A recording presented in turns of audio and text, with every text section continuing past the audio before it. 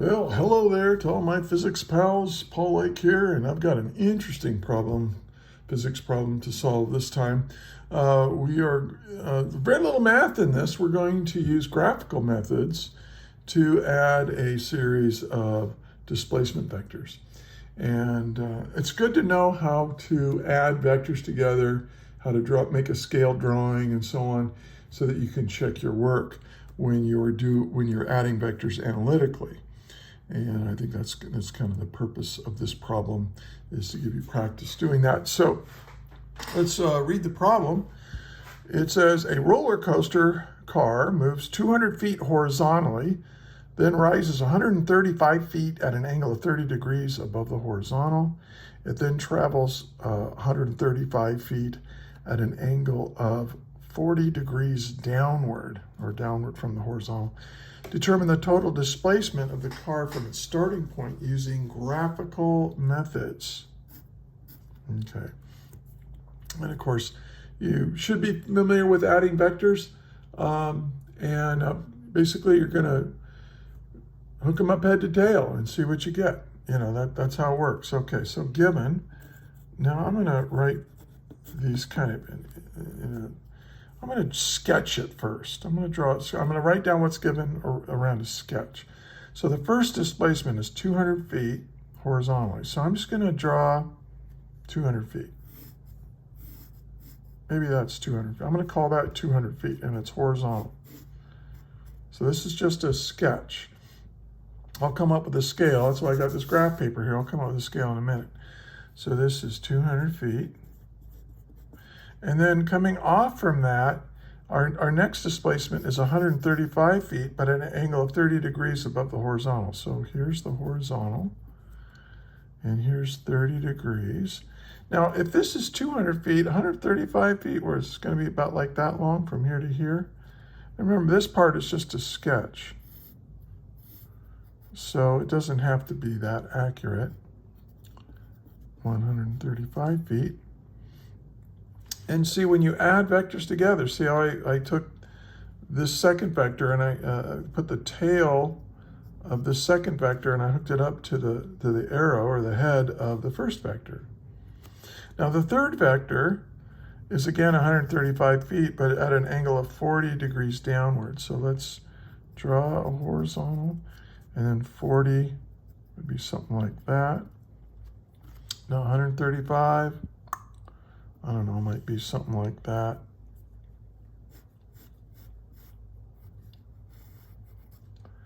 So that's 135 feet, but this is 30 degrees, and this is negative 40 degrees.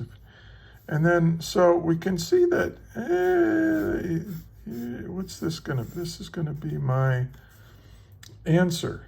Okay, now what is that? I don't know, it's longer than 200, but less than 400. I don't know, maybe it's more, I don't know. We're going to figure it out. It looks about twice as long as this one, maybe a little bit less. I don't know, let's find out. So now we're going to, so it's a good idea when you're doing vector addition to sketch it out like this. Even if you're going to do it mathematically or analytically, it's always a good idea to sketch it first. Then you have a sense of what it should look like and what your answer should be. And that way, like if you make a mistake, like you're using sine, cosine, and all that, but your calculator's in radians, but they give you the angle in degrees, and you forget to change your calculator, and you get a wacko answer. Well, by drawing a little sketch ahead of time, you can get a sense of what the answer should be close to. And that's why we do it. So we want to find, I'm going to call that delta R, the total. It's quite often we use R to represent a two-dimensional or even a three-dimensional vector, and in this case, a displacement. Okay, now let's solve it. All right. So now it's always good to use graph paper if you can. And I just cut this little piece out from a graph paper notebook that I have and line it up. And then now I want 200 to be like this. I don't want this sketch to be too big. So what have I got? Well, let's see, if I go let's make each square like 10. So this would be, each square is 10 feet. So that'd be 10, 20, 30, 40, 50, 60, 70, 80, 90, 100. Uh-oh. 100, 200. That's pretty, that might be too big. And actually, I'm kind of faking it here. I know it's too big because the first time I solved this ahead of time, I used from here to here as being equal to 10 feet. My graph was too big, barely fit on the paper. So what I'm going to do is I'm going to cut that in half, and I'm going to say from here to here, I'm going to call this 20 feet. So that's the first thing you have to do is come up with a scale. So each square equals 20 feet. So that means if I want this to be 200 feet horizontal, where should I put? I'll start right here.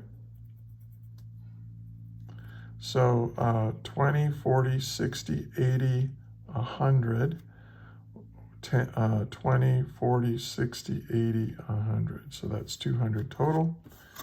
And then you get a ruler, and you have to do this with rulers and stuff. And then I put it here, and oh, one thing I notice is that each square is a 1/4 inch. Now, we physicists look down on imperial units like inches, but it's okay. It's okay. You're going to be okay. You can use inches for when you're making a scale drawing. Okay, and there's my first vector. And I used a ruler, draw it scale. Now, the second vector is 30 degrees above this line. And so I have this old beat up protractor. I think this is my protractor from college. I bet this protractor is older than all of you watching this video. Still works. It's kind of beat up. It's hard to see. But you set it up like this. So this line, let's make sure it's in the right spot because I want this to be really accurate. So that lines up there. That lines up there. So just very carefully line up the protractor. And okay, so 10, 20, 30. So I make a little mark right here. Now, 135. How long is that on my ruler? Well, if I start here, this is 20, 40, 60, 80, 100, 20, 140, but it's 135. So there's a 130, 135 is right here. This little mark right here. This looks like, let's double check that. 20, 40, 60, 80, 100, 120, 130 is halfway, and then another halfway is 135 right there. Yeah, so I draw on there. I hope you can see that. Okay, so now we know how to line it up. And there's my angle. And I want the corner, that's kind of unfortunate, this little metal strip makes this a little awkward, but that's okay. So you do this, and you go up to, there's my 135 right there, and I just go like that. See that? So this was 200 feet for this scale, and this was 135 feet. Now, to do this, we need a negative 40 degree angle.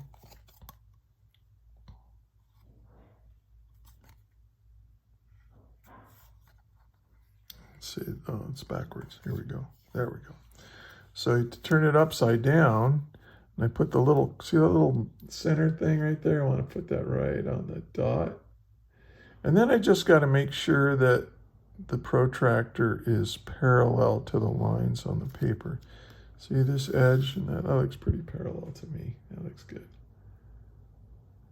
Okay, so now I got to come down. So here's 10, 20, 30, 40. Make a little mark. Now this is the same distance, right? And I made a little mark on my ruler for 135. So I'm just going to do the same thing I did before, but now I'm going to come down.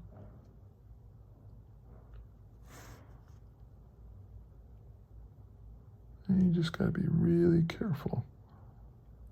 That looks pretty good. Start here.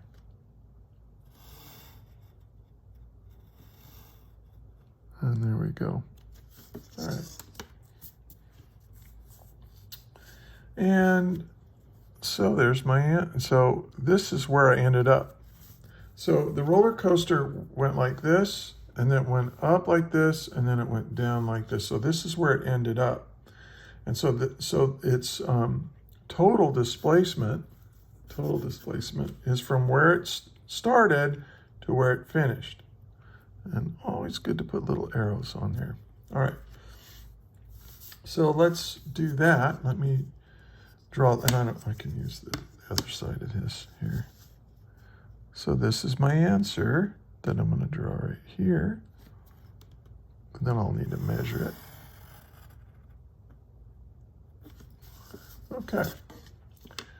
Now, I need to figure out how many feet this is. Well, here's one thing I've noticed. Each square, you notice that each square is a quarter of is a quarter inch, right? So 1 inch is equal to 20, 40, 60, 80. So I'm going to make a scale here. 1 inch is equal to 80 feet. Hopefully that makes sense, right? We went 20, 40, 60, 80. So that's 1 inch from here to here. So that's my scale. So what I can do, now I need to measure how many inches this is. And I go like that, and it looks like it is exactly 5 1/4 inches. You see that? And where it started to where it finished, 5 1/4 inches. So here's what I'm going to do. I'm going to say, okay, well, 5 1/4 is 5.25 inches. And then I'm going to use this scale right here to change it to feet. I'm going to put this over 1, and I'll say, well, 1 inch is equal to 80 feet. So all I have to do is multiply these two. So 5.25 times 80 equals 420. So my final displacement was 420 feet, but I have to measure the angle as well. So let's do that. I've got my protractor out here. I put that there, put the center right there, put that in there, and I go, okay, it looks like it's 1, 2, right on 3 degrees. So 1, 2, 3 degrees. So that's 3 degrees. This was, well, negative 3 degrees. This was positive 30 degrees, and then this was negative 40 degrees, and that's my answer. So my answer, my displacement, I don't want to call it delta x, because there's an x and a y-axis here, so I'm going to call it delta r. My total displacement is equal to, well, it has a magnitude of 420 feet, and it has an angle of negative 3 degrees. And we did that graphically. Now I want to challenge you, if you know how to add vectors like this analytically, I challenge you, go ahead and add it, and guess what? It's equal to this. I know, because I've done it. So anyway, that's how you add vectors graphically. And I don't really, when I was teaching this stuff, I did have my students do this like at least one time. I had one assignment where you had to solve vector addition graphically. I think it's a good thing to know how to do. And notice that my drawing is pretty close. It's my little sketch. So if I were to do this analytically and get this answer, I would look at my sketch. Well, yeah, that kind of agrees with my sketch. And that's what you want. You want it to kind of agree with your sketch. All right. Now here's the whole thing.